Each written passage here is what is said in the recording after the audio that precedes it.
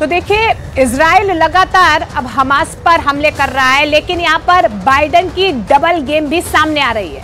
तो बाइडेन किस तरीके से डबल गेम खेल रहे हैं? यूं तो वो लगातार कहते रहे हैं कि वो इजराइल के साथ हैं, वेपन्स भी इजराइल को पहुंचाए जा रहे हैं, लेकिन इन सब के बीच में बाइडेन का क्या है डबल गेम? रिपोर्ट आते हैं।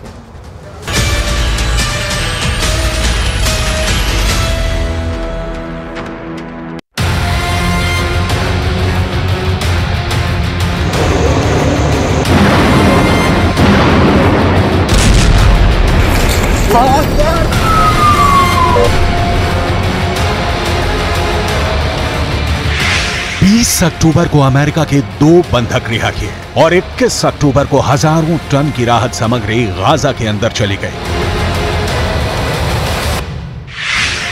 क्या बंधकों की रिहाई और राहत सामग्री गाजा के अंदर भेजे जाने को लेकर कोई सीक्रेट डील हुई है? ये एक बहुत बड़ा सवाल है।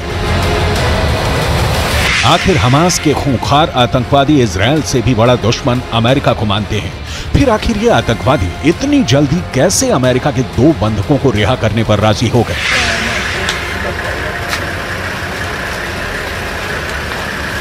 ये वो सवाल है जिसके जवाब से बड़ा कूटनीतिक गेम डीकोड होने वाला है।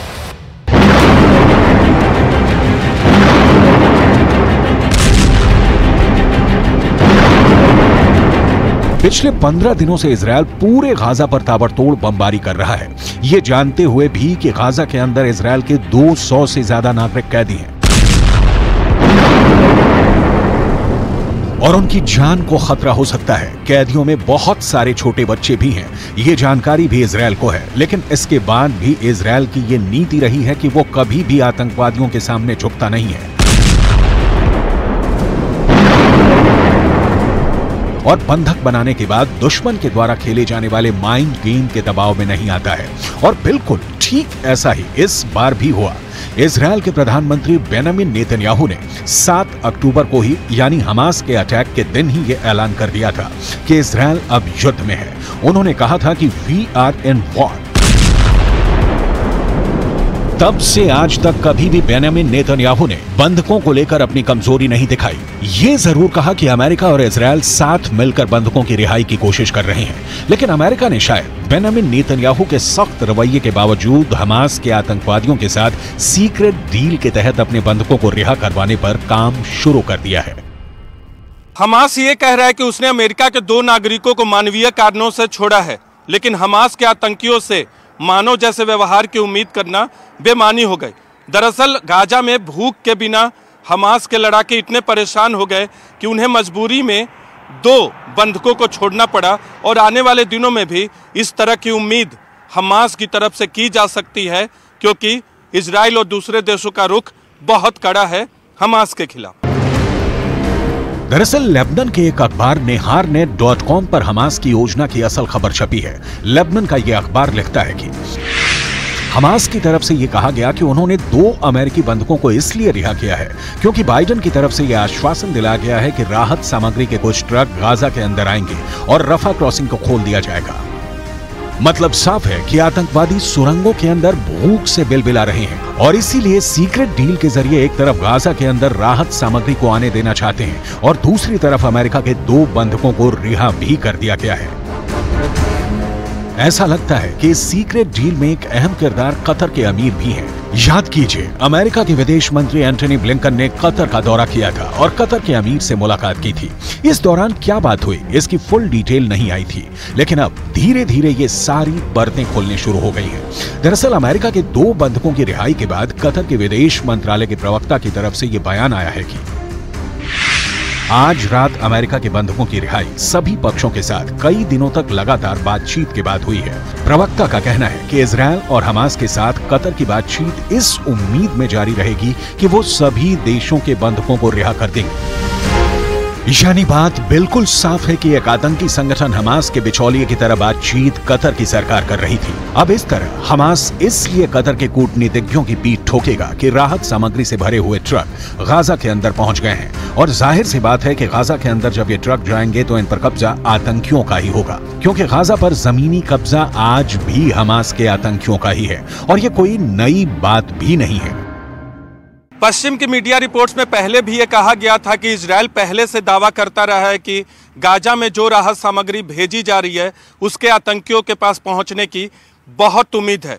इजराइल पहले भी ये कह चुका है कि जो ईंधन गाजा भेजा गया था उसे हमास के आतंकियों ने चुरा लिया और इसीलिए हमास के पास ईंधन का स्टॉक बन गया। पिछले एक हफ्ते से लगातार इजराइल पर यह दबाव बनाया जा रहा था कि वो रफा क्रॉसिंग को खोल दे और राहत सामग्रियों को गाजा के अंदर जाने दे, लेकिन इजराइल इसके लिए तैयार नहीं था और उसने 2 बार रफा क्रॉसिंग पर एयर स्ट्राइक भी की थी। यही नहीं, इजिप्ट के राष्ट्रपति अल सीसी भी बयान दे चुके थे कि अगर गाजा के अंदर राहत सामग्री नहीं जा पा रही है तो इसकी एक और वजह इजराइल की जिद है।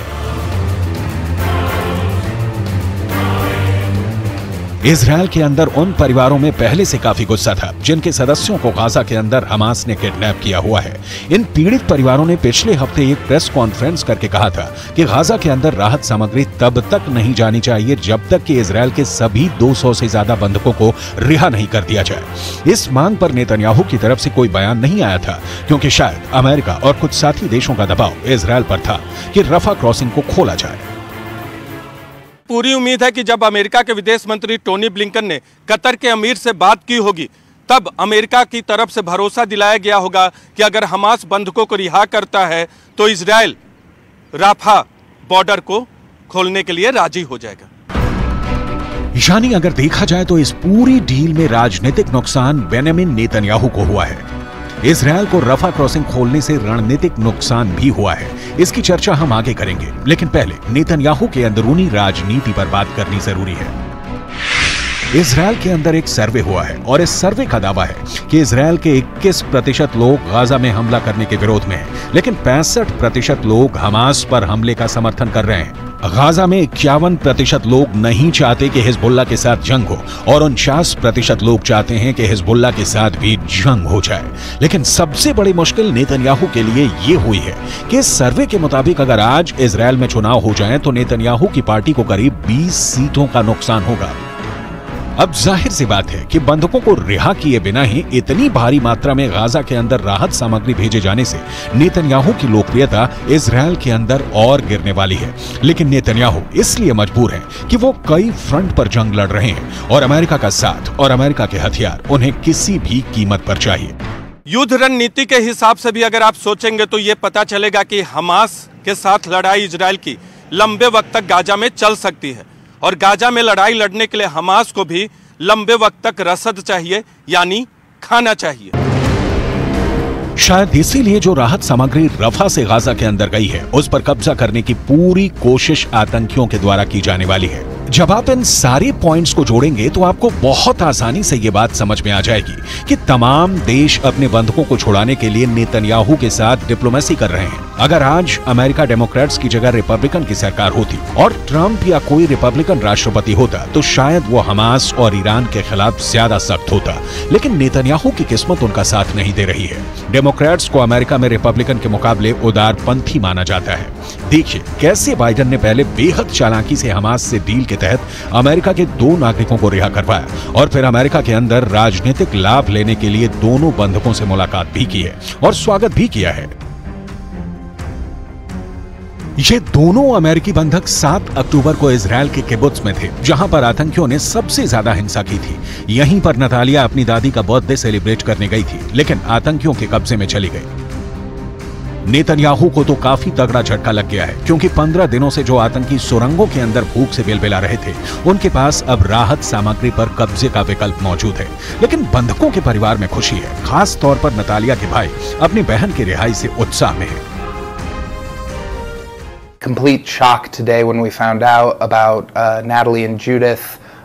The media actually found out before we did, and so we were completely taken by surprise, and it was this overwhelming mixture of this happiness and sadness and guilt that there are still people that need to be rescued. Britain और France के नागरिक भी Hamas की कैद में हैं। जाहिर सी बात है कि जिस तरह गाजा में मारे जा रहे आम लोगों का एक दर्द है, ठीक उसी तरह से गाजा के अंदर हमास में मौजूद छोटे बच्चों के माता पिता का भी दर्द बहुत बड़ा है और रिहाई के इस मौके पर यह दर्द छलक आया। I've been waiting for this moment for a long time, for 2 weeks. I haven't been sleeping for 2 weeks. Tonight I'm going to sleep good. I spoke with my daughter earlier today. She sounds very good. She looks very good. She was very happy. And she's waiting to come home. Her mother has a little scratch on her hand, but she told me it's nothing. She's okay. I spoke earlier with President Biden. I thank him for his concern, for his helping with the release of them. कुल मिलाकर Israel और Hamas के इस जंग में एक great game चल रहा है, जिसका खामियाजा नेतन्याहू को भुगतना पड़ रहा है। नेतन्याहू जैसा सख्त जान जिसने अपने भाई को जंग में खोया है, वो कभी भी इतनी आसानी से रफा क्रॉसिंग खोलने का फैसला नहीं ले सकता था, लेकिन शायद अमेरिका का दबाव उनकी स्ट्रेटजी पर ज्यादा भारी पड़ा है।